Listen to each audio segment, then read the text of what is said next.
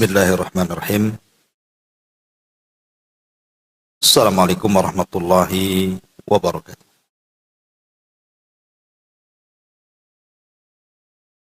Alhamdulillah. Wassalatu wassalamu ala rasulillah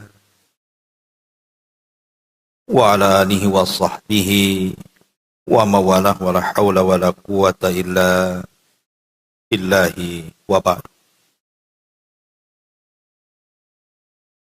Alhamdulillah, segala puja dan puji hanya milik Allah subhanahu wa ta'ala. Salawat dan juga salam terhadiahkan kepada Rasul kita Nabi besar Muhammad sallallahu alaihi wa ala alihi wasallam. Melanjutkan kajian kita masih membahas kitab 175 jalan menuju surga Allah subhanahu wa ta'ala. Dan kita masuk pada poin kelima. Di antara jalan menuju surga adalah menyambungkan tali silaturahim. Di sini muallif pengarang membawakan beberapa dalil dari Quran dan juga sunnah Nabi sallallahu alaihi wasallam tentang pentingnya silaturahim. Kita baca dulu baru kita jelaskan. Nabi sallallahu alaihi wasallam bersabda, "Innallaha khalaqal khalqa hatta idza faragha minhum qamatir rahim." Faqalat hadha maqamul a'idhi minal qati'ati. Qala na'am. Amma tardawna an asila man wasalaki wa aqta'a man qata'aki. Qalat bala. Qala fadhalika laki. Thumma qala Rasulullah sallallahu alaihi wasallam iqra'u in syi'tum fahal asaitum in tawallaitum an tufsidu fil ardi wa tuqattau arhamakum ulaika alladhina la'anahumullahu wa asammahum wa a'ma absarahum.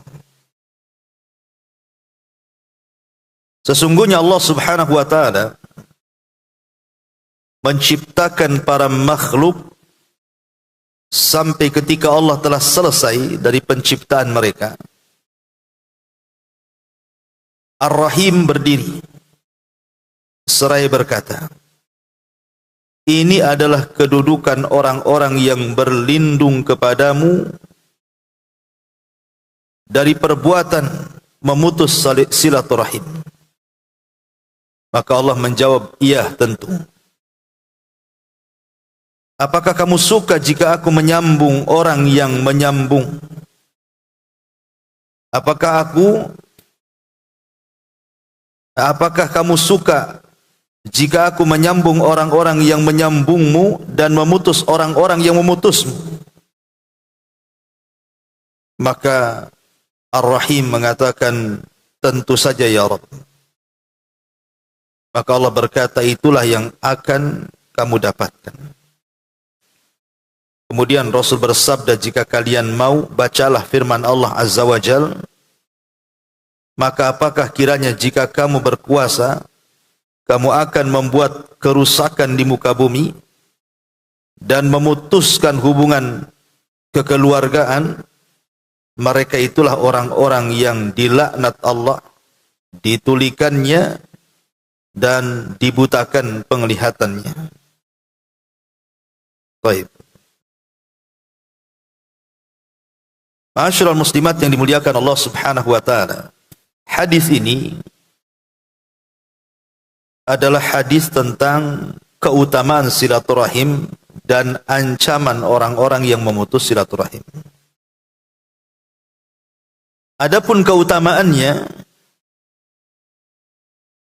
Nabi SAW menjelaskan ketika Rahim itu berdiri di hadapan Allah.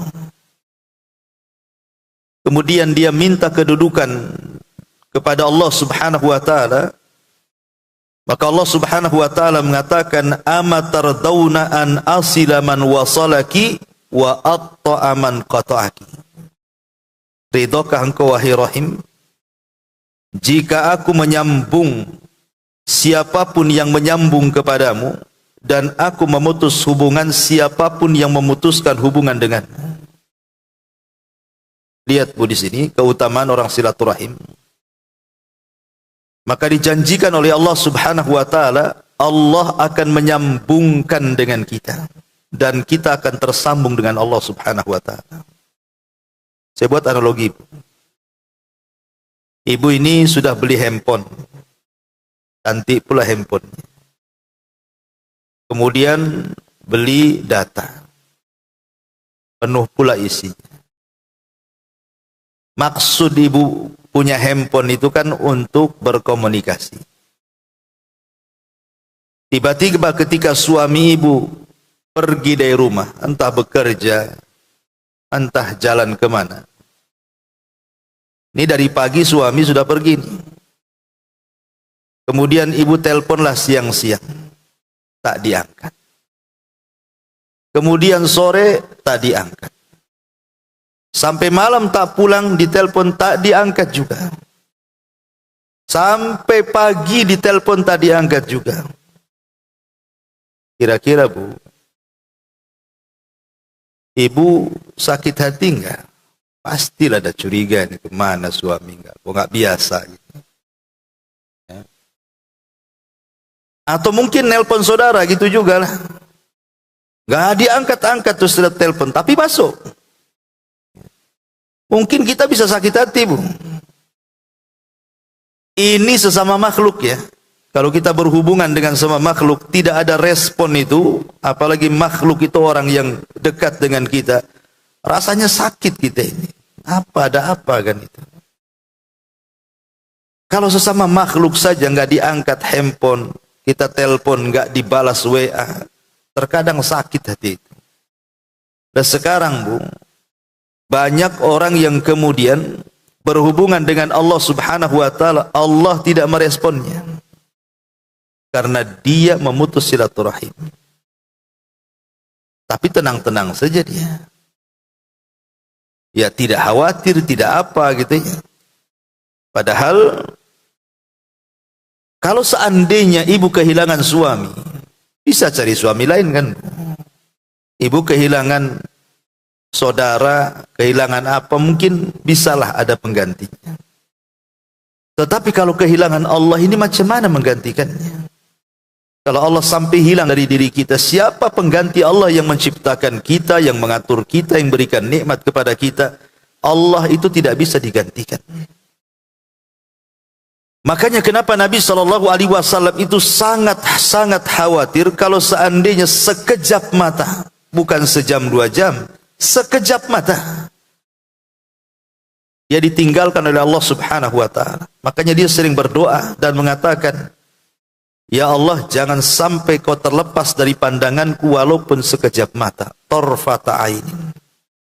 Fala takilni ila nafsi tarfata ainin. Ya Allah, jangan kau bebankan urusanku tanpa ada kehadiranmu walaupun sekejap mata. Itu doa Nabi itu. Karena Nabi SAW tahu kalau seandainya dia mendapatkan musibah, mendapatkan masalah, kemudian Allah tidak ikut campur tangan menyelesaikan masalah itu, Rasul paham tidak mungkin masalah itu bisa diuraikan. Karena masalah itu datang dari Allah dan Allah yang akan menguraikannya. Maka orang-orang yang memutuskan silaturahim itu sama dengan memutuskan hubungan dia dengan Allah Subhanahu wa taala. Dan orang yang menyambungnya maka sama dengan menyambungkan dia dengan Allah Subhanahu wa taala. Perhatikan di sini kata Nabi SAW, Iqra'u in syi'tum. Coba baca ayat yang disebutkan di sini, fahal asaitum. Surah Muhammad ayat 22 sampai 23 ini. Fahal asaitum in tawallaitum an tufsidu fil ardi. wa tuqatti'u arhamakum ulaika alladzina la'anahumullahu fa asammahum wa a'ma absarahum. Maka apakah kiranya jika kamu berkuasa, kamu akan membuat kerusakan di muka bumi dan memutuskan hubungan kekeluargaan. Subhanallah, Allah gandengkan, Allah sebut satu nafas. Dosa orang yang memutus silaturahim dengan orang yang merusak di bumi. Seperti apa orang merusak di bumi itu? Para perompak, ya, para perampok, para perompak, para teroris, ya kan?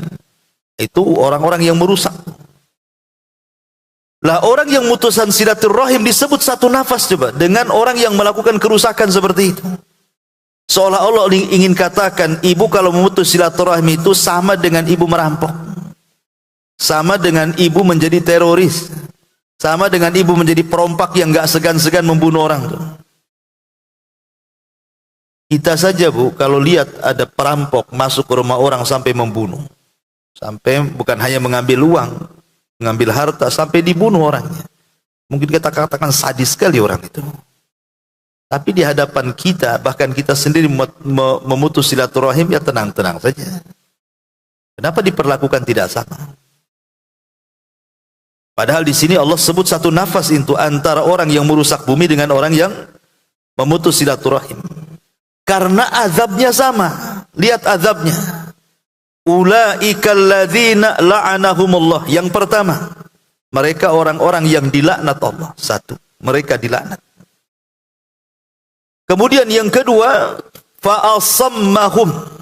Bukan hanya dilaknat, tetapi ditulikan telinganya. Susah mendapatkan hidayah. Cukup lihat sampai di sini? Tidak. Wa a'ma absarahum. Bukan ditulikan saja telinganya, dibutakan pula matanya. Tidak mampu melihat mana yang hak, mana yang batil. Ini kan ngeri ini. Dilaknat, kemudian ditulikan dan dibutakan. Kalimat laknat itu bukan kalimat biasa. Laknat itu artinya manusia ini dijauhkan daripada rahmat dan didekatkan dengan azab. Itulah arti laknat. Jadi orang yang dilaknat itu artinya Allah subhanahu wa ta'ala menjauhkan orang ini dari kasih sayangnya dan mendekatkan orang ini dari azabnya.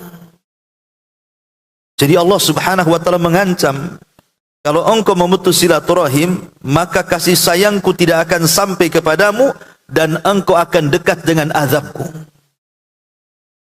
Kalau boleh saya contohkan begini, seandainya ibu ini berada dalam rumah, kemudian tiba-tiba muncul WA ke ibu. WA-nya ngancam-ngancam, awas saja. Kau kalau keluar kubunuh kamu. Terus ditengok statusnya, ditengok di situ ada gambarnya, seram pula orangnya lagi bawa pisau. Kemudian habis WA, nelpon pula dia. Tolong bu keluar. Pas ibu tengok di jendela, nampak pula orangnya betul-betul bawa pisau yang ngancam itu. Pertanyaannya, ibu berani keluar? Gak akan berani ibu. Kenapa? Jelas tuh, ini orangnya di depan nih. Jangan-jangan dia kalau saya keluar ditusuk pula, mati pula saya. Yang seperti ini saja bu, kita takut mau keluar. Padahal yang ngancam orang tuh, yang ngancam kan orang. Lah hari-hari kita diancam oleh Allah subhanahu wa ta'ala dengan azab neraka. Kok nggak takut gitu maksudnya ya? Sama orang diancam mau dibunuh, takut. Tapi Allah hari-hari ngancam kepada kita. Kalau memutus silaturahim, awas loh, azabku ku dekatkan, kasih sayangku ku jauhkan. Tenang-tenang saja. Aneh, harusnya orang itu lebih takut kepada azab Allah dibandingkan kepada ancaman manusia. Nah di sini bagaimana Allah subhanahu wa ta'ala ingin katakan, lihat orang-orang yang mutus silaturahim itu, ulaika alladzina la'anahumullah. Allah laknat mereka. Maknanya Allah jauhkan mereka dari rahmat dan didekatkan dengan azab. Wa asammahum wa a'ma absarahum. Selain daripada itu dibuat tuli dan dibuat buta lagi. Ini kan ngeri ancamannya. Bahkan lebih tegas lagi ancamannya. Kata Nabi SAW di sini, la yadkhulul jannata qati'ur rahim. Tidak akan masuk surga orang-orang yang memutus silaturahim. Maksudnya tidak akan masuk surga itu bersama orang-orang yang awal masuk surga. Berarti dia masuk surganya belakangan, masuk surga tapi belakangan. Bukan berarti sama sekali nggak akan masuk surga. Tidak. Maksudnya tidak akan masuk surga itu bersama orang-orang yang awal-awal masuk surga. Jadi dia digantung dulu hidupnya. Baru setelah kemudian dia lama di neraka, baru kemudian dimasukkan ke dalam surga. Kan ancamannya ngeri. La yadkhulul jannah. La yadkhulul jannah, tidak akan masuk surga qati'ur rahim, orang-orang yang memutus silaturahim. Masyarul muslimat yang dimuliakan Allah Azza wa Jalla. Kemudian di sini Rasul mengatakan juga, man ahabba an yubsata lahu fi rizqihi wa an yunsa'alahu fi atharihi falyasir rahimahu. Barang siapa yang suka diberikan keleluasaan dalam rizkinya atau dipanjangkan usianya, maka hendaklah dia menyambung tali silaturahim. Artinya kalau ibu suka menyambung silaturahim, maka rizkinya akan dibuka dan usia ibu akan ditambah. Mafhum mukhalafahnya, pemahaman kebalikannya, berarti kalau ibu tidak bersilaturahim, disempitkan rizkinya, dipendekkan pula umurnya. Ini kan ancamannya itu, rizkinya akan diseret, kemudian umurnya akan dipendekkan. Masyarul muslimat yang dimuliakan Allah Azza wa Jalla, di masyarakat ini kadang-kadang sangat disayangkan, ini nasihat juga untuk ibu-ibu ya. Banyak orang itu yang mengajarkan kepada keluarga itu untuk memutus silaturahim. Contohnya umpamanya terjadi kepada orang-orang yang sudah pisah bercerai. Mungkin istrinya nggak suka dengan suaminya, akhirnya cerai. Punya anak, entah 2 entah 3 gitu. Kadang-kadang saking tidak sukanya ibu pada suami itu anak ibu dihalang-halangi kan bu. Jangan hubungan dengan bapakmu. Nggak dikasih tahu di mana bapaknya. Walaupun dia tahu nomor teleponnya, nggak dikasih tahu. Kalau bisa jangan kenal lah siapa bapaknya. Kalau bisa bapaknya tuh gaib gitu ya. Abu Goib, nggak tahu siapa pokoknya. Jadi nggak pernah dikenal-kenalkan tuh sama anak. Ini kan ibu mutus silaturahim tuh anak dengan bapak. Apa urusan ibu dengan suami? Anak-anak dibawa-bawa. Anak ini nggak punya dosa. Dan sampai kiamat pun itu tetap bapaknya.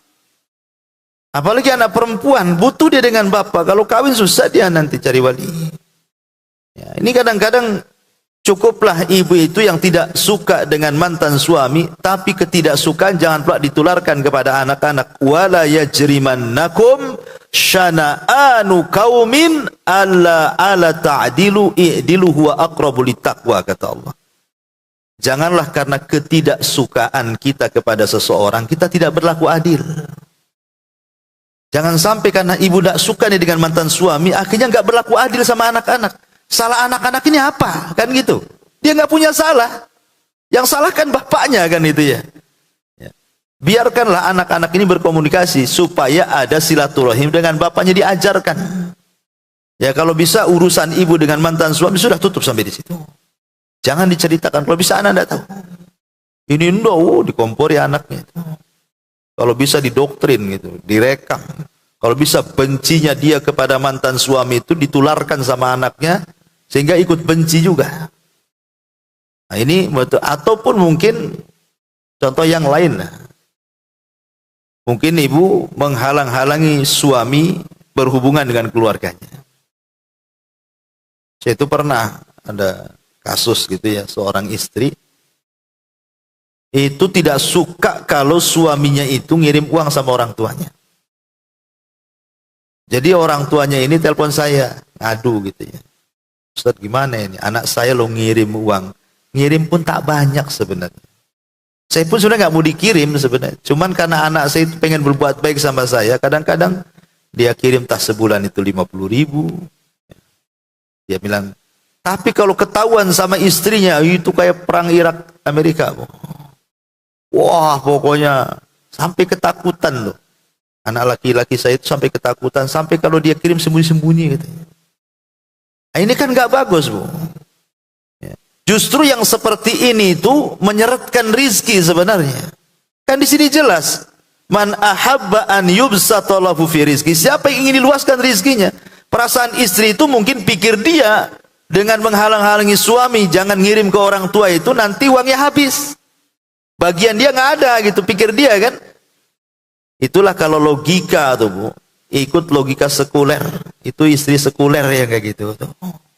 Dia pikir kalau sedekah 1.000, 2.000, 10.000, 50.000 hilang dari dompet, segitu juga yang diambil. Bukan orang sekuler gitu, Bu. Kalau kita sedekah 1 juta, ya hilang 1 juta. Dia tidak paham paradigma Quran itu. Kalau kita infak 1 juta kali 700, itulah yang akan balik ke kita, kan itu kan paradigma Quran tuh.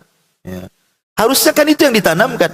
Ibu doronglah sama suami, udah kirim aja sama orang tua, supaya suami dimudahkan rizkinya itu.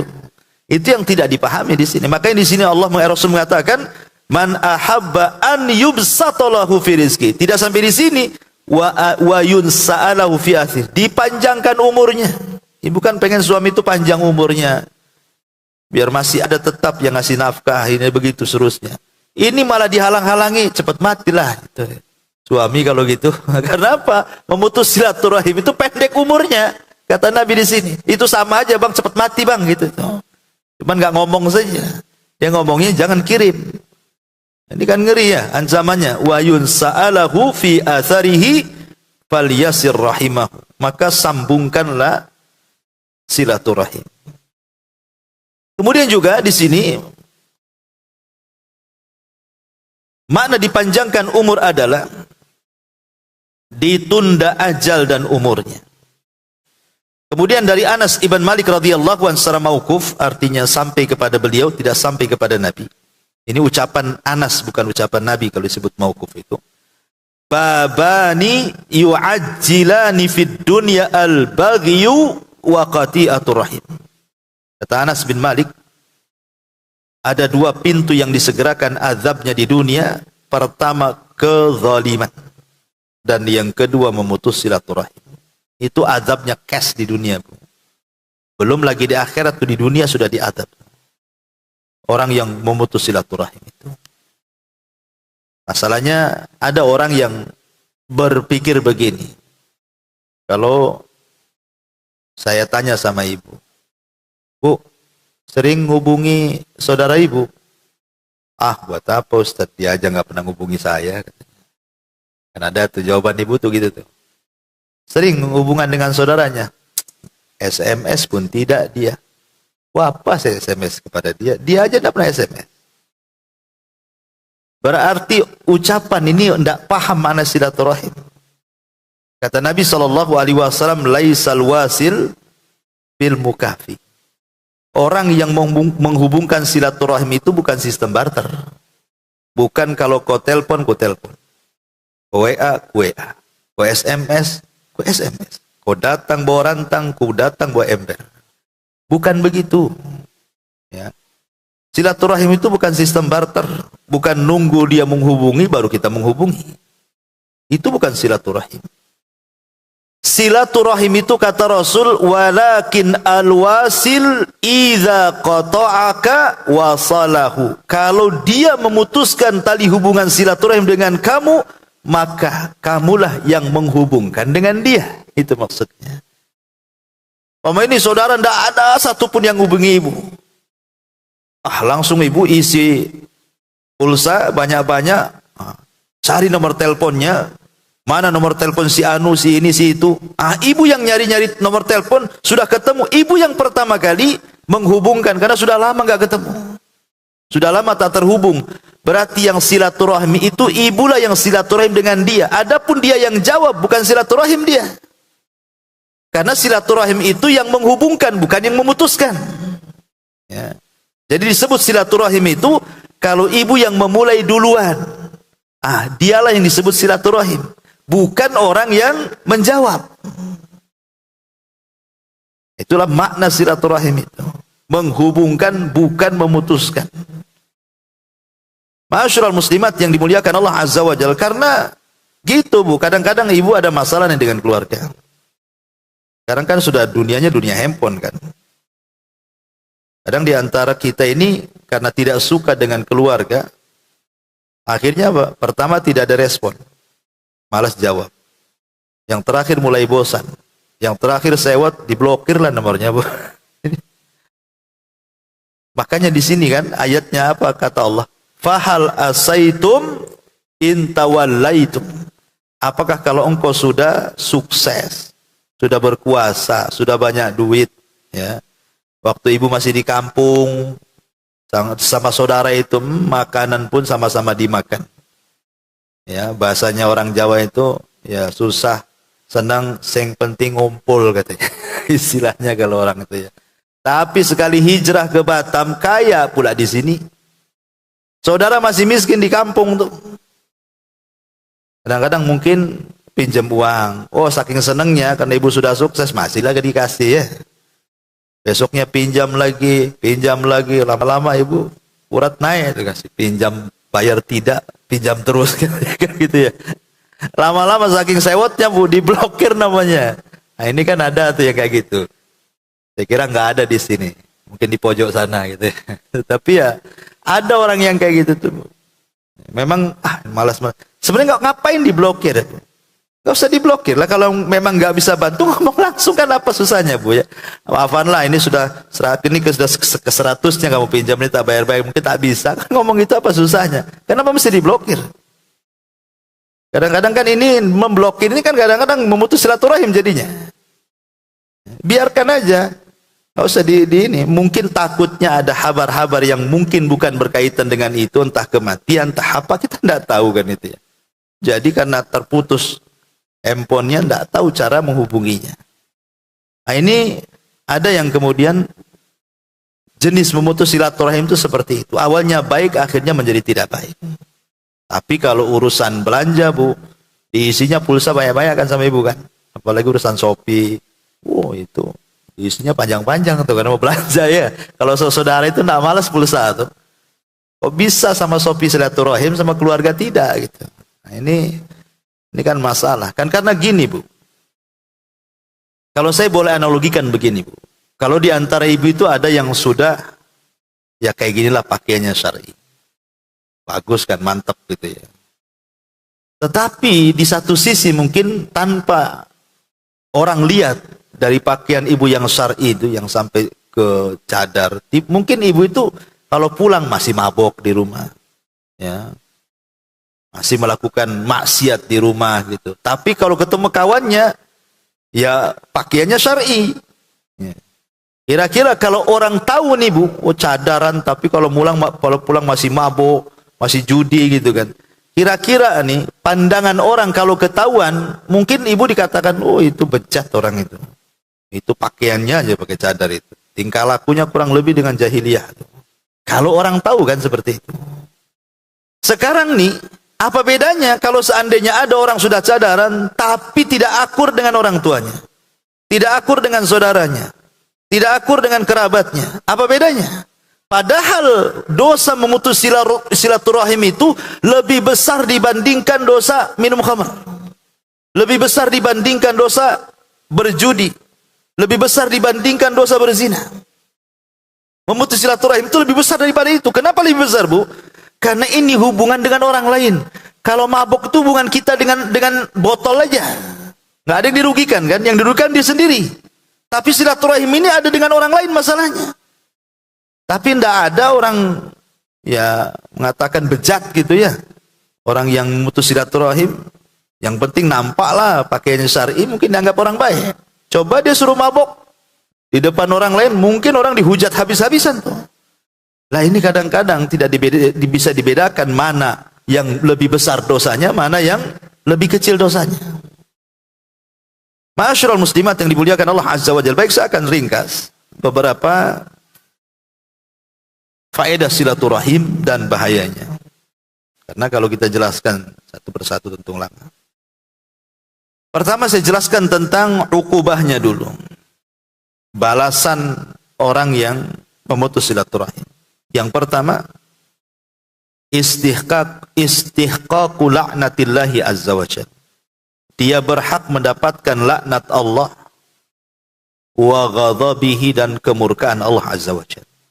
Orang yang memutus silaturahim berhak mendapatkan laknat dan murkanya Allah berdasarkan ayat yang tadi kita baca.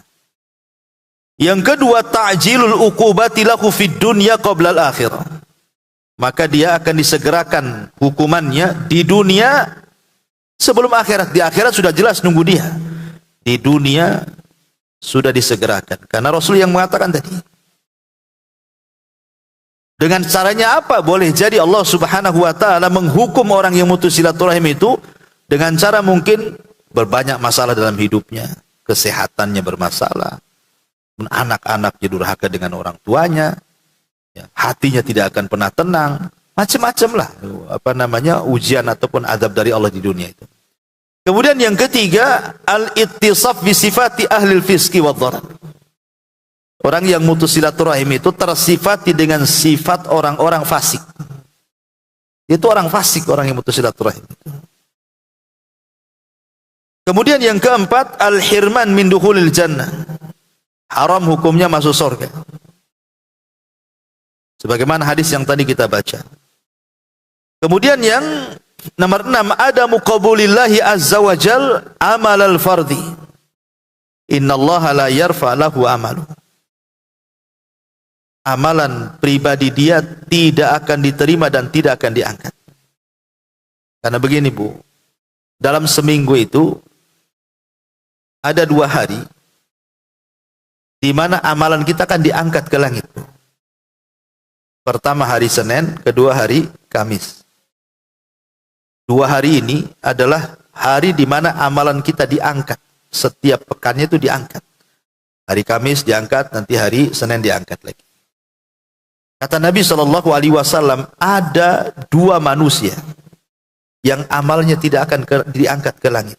Walaupun dia sholatnya hebat, walaupun dia baca Qur'annya banyak, walaupun dia puasanya mantap, walaupun dia zikirnya nggak berhenti lisannya, tapi amalnya nggak akan diangkat. Khusus 2 orang ini, hari Senin dan Kamis. Pertama, orang musyrik, orang yang melakukan kesyirikan kepada Allah, datang ke dukun, percaya tangkal, ya, pakai jimat dan begitu seterusnya. Dan yang kedua, syahna. Syahna itu orang yang dalam hatinya Bu ada kedengkian. Orang yang putus silaturahim itu kan ada kedengkian dalam hatinya, makanya dia putus silaturahim. Kalau tidak ada kedengkian nggak mungkin. Kecuali ada satu gambaran. Kalau seandainya ibu ini punya saudara, ibu berbuat baik, dia berbuat jahat. Ibu mau menghubungkan silaturahim kepada dia, dia pula memutuskannya. Pokoknya setiap kita bermuamalah hendak berbuat baik, dia pula buat jahat sama saya. Seperti itu. Nah, kalau yang seperti ini Bu, akhirnya malas ibu menghubungi kan? Nah, ini tidak ada masalah, sebagai bentuk pelajaran saja. Kalau memang saudaranya punya saudara seperti itu. Tapi kan ibu ada usaha tuh, mau menghubungkan, dia yang memutus. Ya, mau berbuat baik, dia pula berbuat jahat.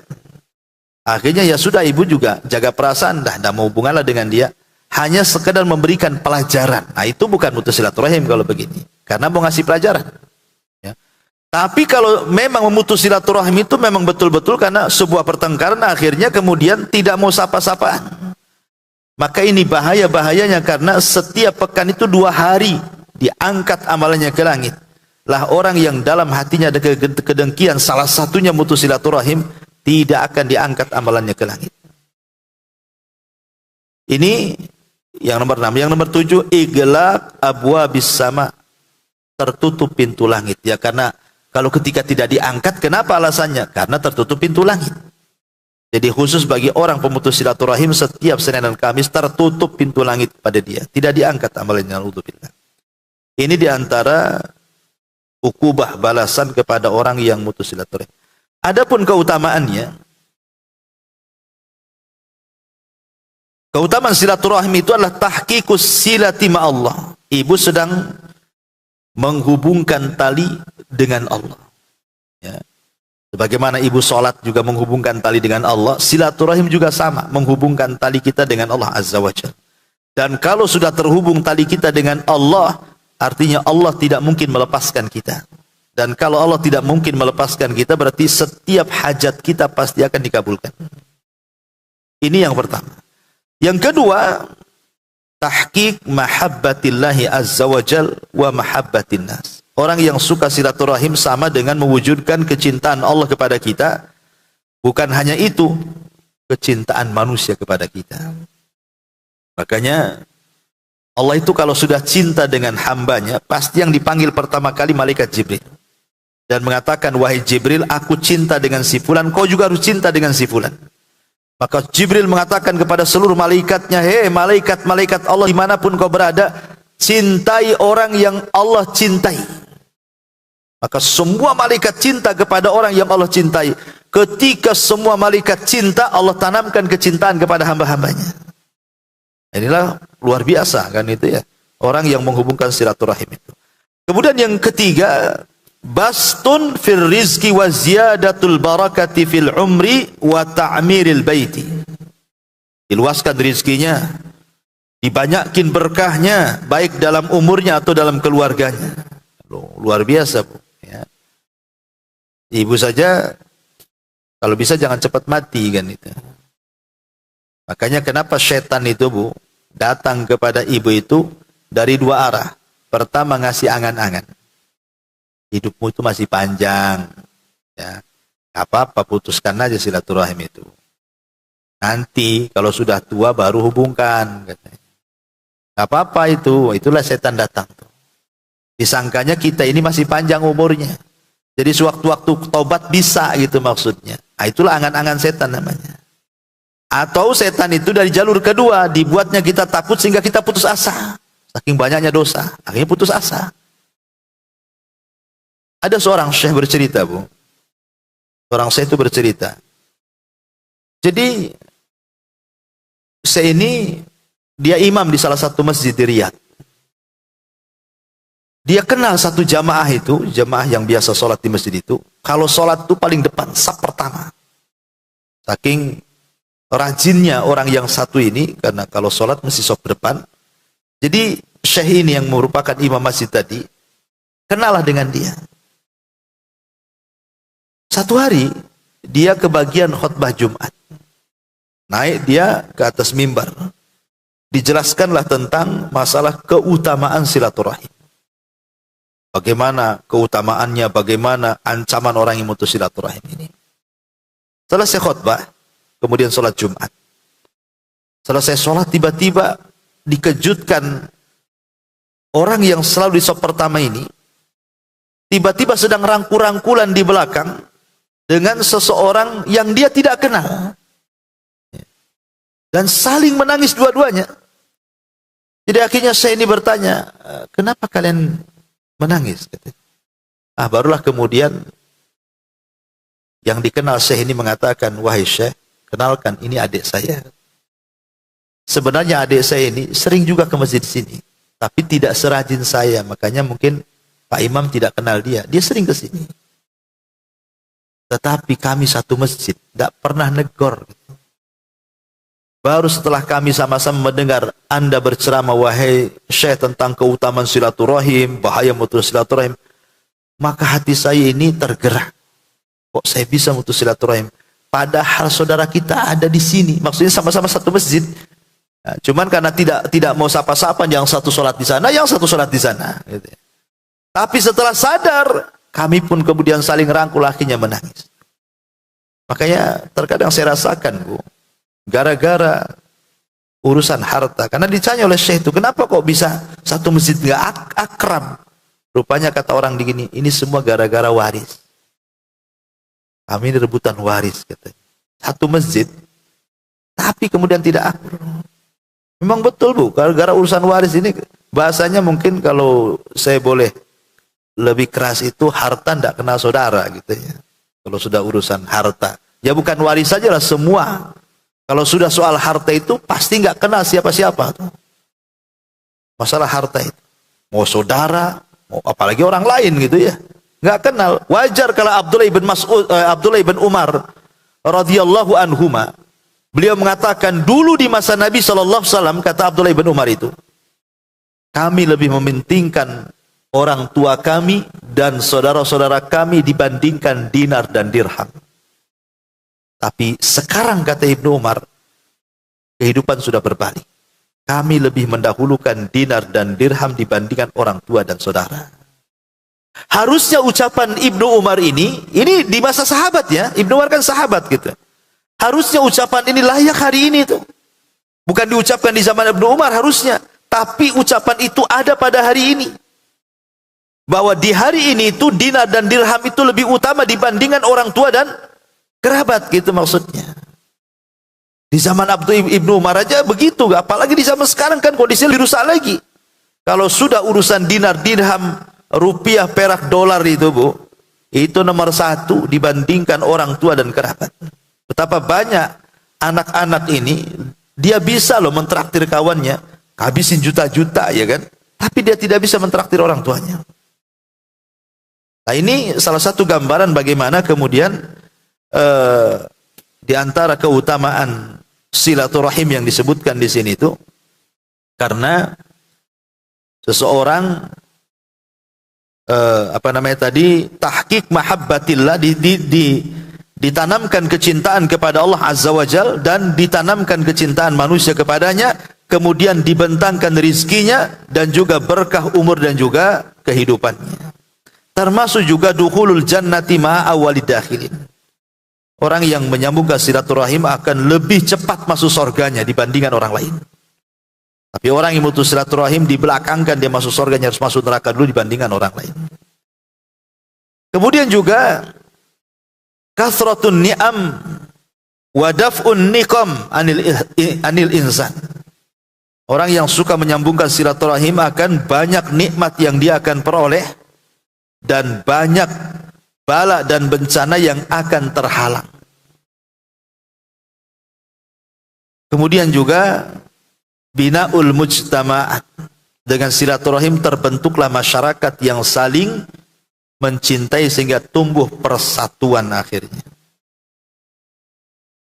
Masyaallah muslimat yang dimuliakan Allah Azza wa Jalla. Ini diantara keutamaannya ya secara ringkas. Tapi kita masuk kepada faedah silaturahim. Yang pertama, ghufranudz dzunub, dosa kita akan diampuni. Orang yang suka silaturahim, dosa kita akan diampuni. Ada seorang laki-laki di zaman Rasul. Laki-laki ini banyak kali dosanya, Bu. Banyak kali dosanya. Sehingga dia datang kepada Nabi SAW mengatakan, Rasul, asabtu dzamban aziman, aku sudah banyak melakukan dosa besar nih. Macam mana wahai Rasul? Maka Nabi SAW, apakah kamu punya ibu?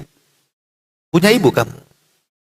Dia mengatakan, tidak wahai Rasul, ibuku sudah meninggal. Kemudian Rasul mengatakan, kamu punya bibi? Dia mengatakan, iya. Maka Rasul mengatakan, fabirroha, kalau begitu berbuat baiklah sama bibi. Orang ini mengadu kepada Rasul, saya ini banyak dosa. Ya. Kira-kira tobatnya seperti apa? Jawaban Nabi malah nanya, kamu punya ibu? Nggak punya. Kamu punya bibi? Punya. Kalau gitu berbuat baik sama bibimu. Kan nggak nyambung antara soalan dengan jawaban ini. Ya. Maksud Nabi SAW Rasul itu ingin katakan seperti ini. Bahwa dengan menyambungkan silaturahim kita dengan bibi kita dan kita berbuat baik kepada bibi kita itu, bisa jadi itu bisa menghapuskan dosa besar yang kau bawa tuh. Karena Allah Subhanahu wa taala mengatakan, innal hasanat yudhibna sayyiat, karena keburukan itu bisa dihapuskan dengan kebaikan. Boleh jadi pahala silaturahim bisa menghapuskan dosa yang kau bawa tuh. Karena dalam riwayat Ibnu Abbas, itu ada seorang laki-laki datang kepada Ibnu Abbas, anak muda. Dia mengatakan, Ibnu Abbas, aku ini suka dengan seorang wanita. Saking sukanya kulamar dia.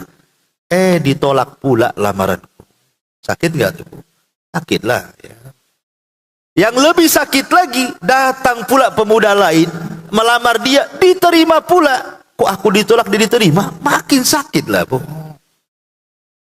Akhirnya biar sudah aku tak dapat, orang lain pula dapat, ku bunuh wanita itu. Biar sama-sama tak dapat. Ya. Kemudian aku menyesal setelah membunuh wanita, wahai Ibnu Abbas. Kira-kira dosaku apa? Cara tobatnya ini, aku sudah membunuh orang. Maka Ibnu Abbas radhiyallahu anhu mengatakan, kamu punya ibu? Iya, punya ibu. Kalau gitu pulang. Berbuat baiklah sama ibumu. Jadi muridnya Ibnu Abbas itu tanya, Ibnu Abbas, maaf ya, orang ini tanya, dia membunuh. Dia tanya macam mana cara tobatnya. Kau jawab pula, kamu punya ibu. Mana nyambung jawabannya? Maka Ibnu Abbas mengatakan, bukan itu yang kumaksud. Karena dalam pandanganku, kata Ibnu Abbas, tidak ada amalan yang lebih mulia melebihi birrul walidain. Berbuat baik seorang anak kepada orang tua, itulah amalan tertinggi menurutku, kata Ibnu Abbas. Boleh jadi dengan dia terus berbuat baik kepada orang tuanya, bisa mengalahkan dosa pembunuhannya. Itu cara tobatnya, gitu maksudnya. Makanya di sini, di antara faedah silaturahim adalah ghufran adz-dzunub. Bisa membatalkan atau menggugurkan dosa. Ya, karena kita berbuat baik dengan orang tua kan silaturahim. Berbuat baik dengan bibi kerabat silaturahim. Ya, makanya faedah yang pertama ghufran adz-dzunub. Yang kedua, tahsilul barakati. Tahsil al-barakati.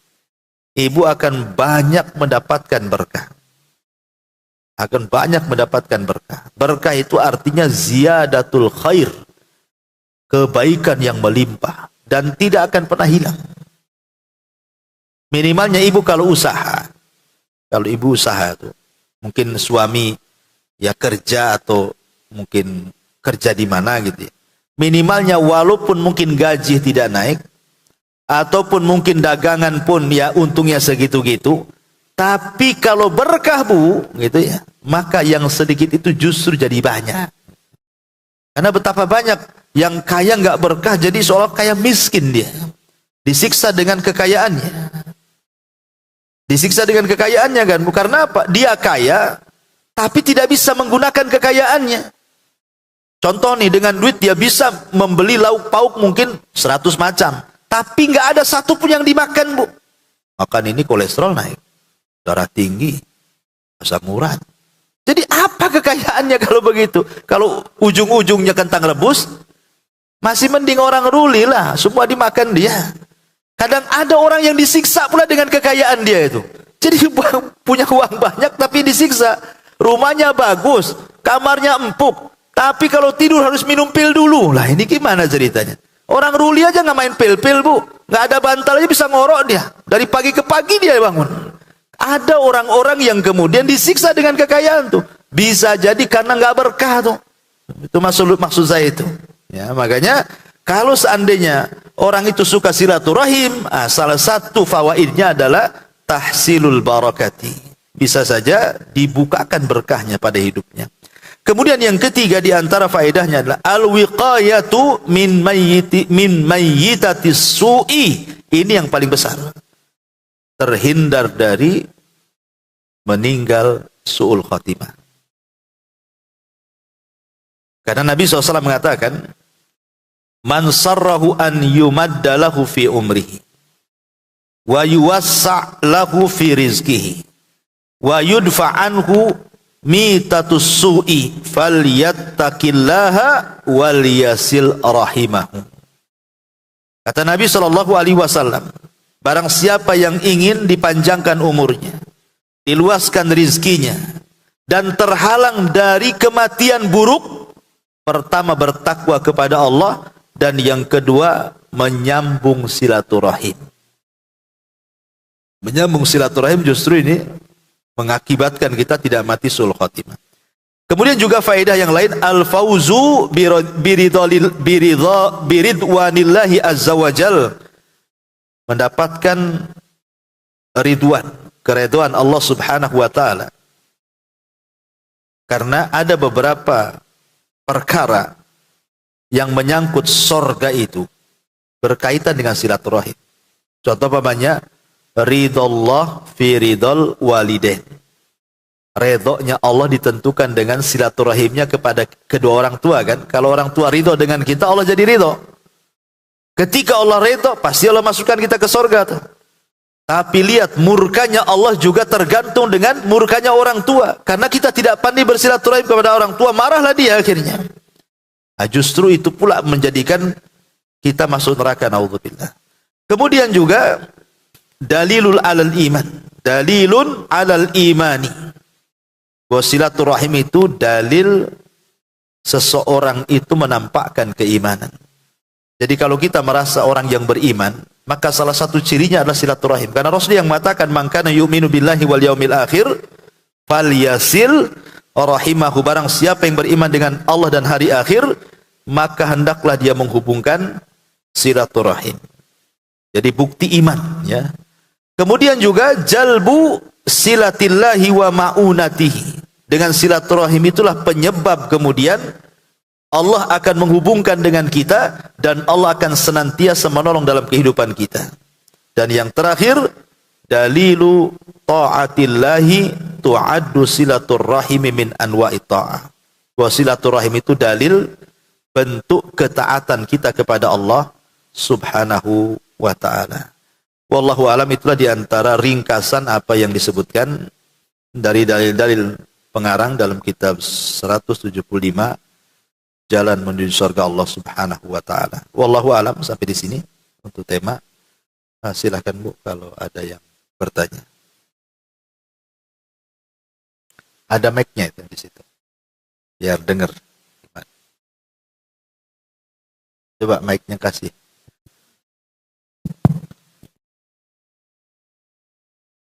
Ustadz Afwan, kalau itu kan disebut menyambung tali silaturahim. Maksudnya silaturahim ini di sini yang satu, maksudnya satu rahim gitu, satu masih hubungan kekeluargaan, gitu Ustadz. Iya. Terus yang kedua, berarti kalau dengan teman kerabat teman gitu, itu termasuk merupakan keutamaan tidak menyambung silaturahim? Iya, namanya rahim itu kan diambil dari kata rahim. Ya, satu rahim dengan keluarga. Kalau ke atas ya orang tua, kakek, buyut gitu ya. Kalau ke bawah ya anak, cucu. Kalau samping kiri kanan ya paman, saudara gitu ya. Ya, ada yang membatasi dengan waris. Ya. Artinya yang dapat waris itulah rahim. Ada juga pendapat seperti itu. Ada yang mengatakan luas lagi, bukan hanya sekedar urusan waris, tapi juga masuk kepada kekerabatan, walaupun kerabat jauh, tetapi masih nempel dengan keluarga. Tapi kalau dengan orang yang tidak ada hubung kait, ibu kenal di Batam, sebelumnya nggak kenal di Batam, akhirnya jadi kawan. Ibu tinggal di Batu Haji, satunya tinggal di Batam Center gitu ya. Kemudian kata ibu, ya silaturahim ke kawan sana. Ya, kalau dalam segi bahasa benar. Ya, bahasa hari-hari yang kita ucapkan. Tapi kalau dari segi istilah, silaturahim itu hanya berlaku kepada yang ada rahim saja. Yang ada hubungan kekeluargaan. Nah, kalau antar teman itu bukan secara istilah, bukan silaturahim. Itu namanya al-ukhuwah Islamiyah namanya. Itu menghubungkan persaudaraan. Itu lain lagi keutamaannya. Nanti akan sampai juga ada tentang pentingnya persaudaraan masuknya. Kalau ini lebih khusus lagi, ini masuk ke keluarga, ini maksudnya di sini. Nah, Ustaz, terus yang kedua mengenai kan ini keutamanya menyambung tali silaturahim. Berarti seumpamanya udah ada hubungan yang baik antara yang satu rahim itu, apakah itu juga merupakan suatu keutamaan? Maksudnya bukan menyambung kembali yang sudah rusak gitu, Ustaz. Tapi yang memang udah baik ya tetap dilakukan baik terus gitu, Ustaz. Iya, maksudnya gini Bu. Kalimat menyambung yang terputus itu. Berarti yang pertama kali yang nyambung itu disebut silaturahim. Walaupun sudah baik. Ibu gak ada masalah dengan keluarga. Ya, cuman jangan nunggu mereka nelpon ibu. Ibu yang dulu nelpon. Ketika ibu yang dulu nelpon berarti ibu yang silaturahim gitu maksudnya. Adapun yang jauh bukan silaturahim, dia kan nerima aja. Kalau mereka yang duluan nelpon berarti dia yang silaturahim sama ibu. Karena makna silah itu artinya yang menyambung. Disebut silah. Ya. Walaupun baik, ibu nggak ada masalah kok dengan adik, dengan kakak, dengan bibi, nggak ada masalah. Nah, cuman biar dikatakan silaturahim, kita yang pertama ngubungi. Jangan nunggu dia ngubungi. Nanti masuk kepada sistem barter. Kenapa ibu tak ngubungi saudara? Dia aja nggak ngubungi. Ngapain sih ngubungi dia? Nah, itu namanya sistem barter, itu bukan silaturahim. Itu basa-basi namanya. Namun Ustaz, syukran. Wah ya. Ya. Coba kasih mic-nya.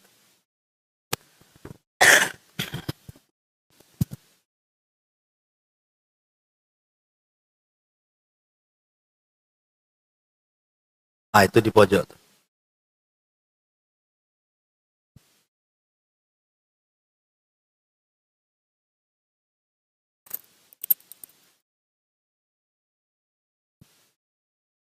Bismillahirrahmanirrahim.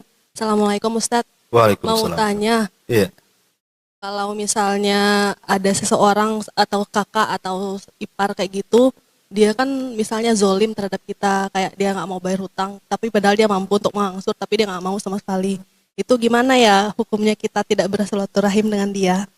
Itu saudara ibu.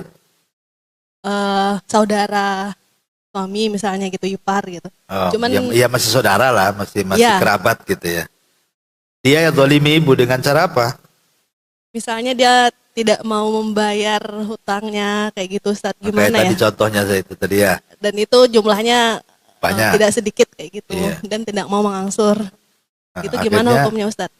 ibu nggak mau hubungan dia sama dia. Gitu. Bukan tidak mau, Ustadz, tapi apa ya? Nggak enak. Suka emosi mungkin ya. Iya. Itu gimana hukumnya, Ustadz? Terima kasih. Iya, alhamdulillah. Kalau seandainya ibu membantu itu ya macam-macam. Ada yang dengan cara ikhlas, memang sedekah. Ada yang cara yang mengutangi tadi. Mungkin dia pengen buka usaha, kemudian nelpon ibu selaku saudaranya, bisa nggak pinjam modal gitu ya. Kan bahasanya pinjam modal biasanya. Pinjam dulu. Sebenarnya bahasa pinjam itu tidak ada dalam keluarga, karena buktinya banyak kasus keluarga ngomong pinjam tapi tidak dibayar kan. Artinya itu sebenarnya bukan pinjam, mau minta. Cuman segennya nih bahasanya pinjam. Nah, kita pula ketipu di sini kan. Yang pinjam rupanya betul-betul tak pinjam. Minta itu karena tak dibayar-bayar. Berarti kayak orang minta jadinya. Bagaimana sikap kita? Ya tadi ada hadis Nabi SAW mengatakan, tadi yang saya sebutkan. Ya Rasulullah, bagaimana kalau seandainya saya ini sudah berbuat baik sama saudara saya, tapi dia zalim pula sama saya. Saya berusaha menyambungkan, dia pula memutuskan saya. Macam mana sikap saya ini? Apakah saya boleh memutus hubungan dengan dia? Itu pertanyaannya sahabat ini kepada Nabi. Maka Nabi SAW mengatakan boleh. Tapi hanya sekedar apa? Memberikan pelajaran saja. Jika kata-katamu benar, maka engkau akan ditolong dan dia akan diadab. Kata Nabi. Engkau akan dapat pertolongan. Dan dia akan mendapatkan siksa. Dari sini ada kesimpulan para ulama, boleh kita ini memutus silaturahim kalau bentuknya seperti ini. Tetapi bukan memutus dalam makna hakikat. Hanya sekedar memberikan pelajaran. Itu saja. Bukan selamanya diputus, tidak berikan pelajaran biar dia kapok gitu saja. Biar kalau utang tadi biar dia bayar gitu ya. Tapi kalau seandainya selamanya tidak bayar, Bu, jangan gara-gara uang kemudian selamanya ibu memutus silaturahim. Karena ibu memutus silaturahim dosanya lebih besar daripada dia tak bayar utang. Terbalik kan, Bu ya? Ya. Kalau ibu terus memutus silaturahim gara-gara dia tak mau bayar, ibu lebih besar lagi dosanya, Bu, dibandingkan dia yang tak bayar uang. Dia hutang tak bayar itu udah berdosa tuh. Ibu lebih dosa lagi. Karena terus-terusan memutus silaturahim kan. Ya cobalah kalau belajar ikhlas ya sudah, itu masih ada hubungan saudara, udah ikhlaskan saja. Kan itu lebih besar lagi pahalanya kan. Gak bisa lah Ustaz, besar kali modalnya itu. Ya, kalau diikhlaskan nggak bisa. Ya kalau memang nggak sanggup gitu ya untuk melepaskan itu, ya nggak apa-apa, tagih saja. Nggak usah bosan, tagih. Memang kewajiban orang yang ngutangi itu ngingetin orang yang dihutangi. Karena orang yang dihutangi itu biasanya pura-pura lupa jadi lupa betulan. Awalnya pura-pura lupa, oh iya ya, saya pinjam ya. Padahal dia tahu tuh, lama-lama nggak ingat tuh. Tapi orang yang minjami ingat sampai kiamat. Itulah sama orang yang dolim dengan yang didolimi itu. Orang yang didolimi ingat, tapi orang yang buat dolim itu lupa kalau dia sedang berbuat dolim sama orang. Jadi intinya Bu, boleh ibu sementara waktu mutus silaturahim hanya untuk memberikan pelajaran, tapi jangan selamanya. Hanya ngasih pelajaran saja. Karena kalau selamanya, jadinya ibu masuk pada dosa memutus silaturahim. Jangan sampai ibu ini yang justru akhirnya lebih besar dosanya dibandingkan dia gitu yang pinjam uang. Sama dengan, saya contohkan, ibu nih datang ke pengajian tidur. Tidur di ngaji. Kenapa tidur? Enak tidur di pengajian Ustaz. Gitu kan, kalau di rumah susah tidur gitu ya. Di sampingnya pula gibain yang tidur. Pain ke pengajian tidur aja kayak bangke gitu. Nah. Bagus yang mana? Yang tidur atau yang ngomong bangke sama yang tidur kan? Bagus yang tidur. Dia tak ada dosa. Mungkin tak dapat ilmu kan?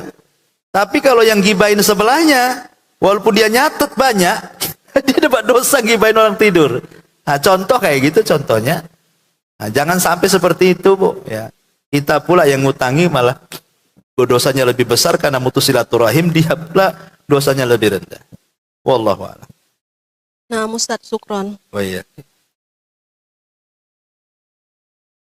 Baik, sudah 10. Jauh pula khutbah Jumat. Subhanallah bihamdika, asyhadu an la ilaha illa anta astaghfiruka wa atubu ilaik. Allahu ta'ala. Assalamualaikum warahmatullahi wabarakatuh.